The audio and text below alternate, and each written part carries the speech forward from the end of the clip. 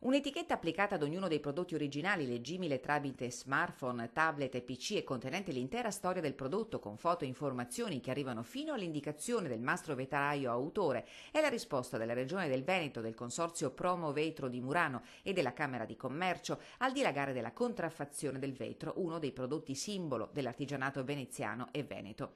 Il marchio ipertecnologico, che si legge semplicemente avvicinando un telefono all'etichetta, è stato presentato oggi a Palazzo Balbi dal presidente Luca Zaia e dai responsabili del consorzio Promo Vetro.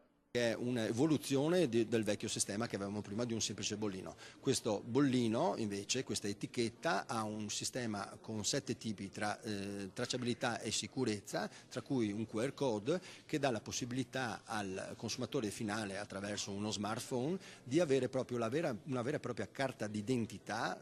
Attualmente la concorrenza sleale di prodotti realizzati al di fuori di Murano raggiunge l'incredibile percentuale dell'80% di quanto venduto nei negozi del solo centro storico di Venezia.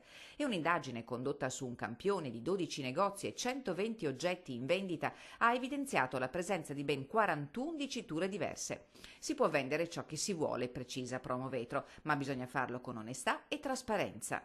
Per tutelarci e salvaguardarci dobbiamo identificarci. L'identificazione deve avvenire solo e soltanto attraverso questo metodo. Un'etichetta che chiarisca e salvaguardi tuteli noi e che chiarisca in maniera inequivocabile cosa viene fatto a Murano.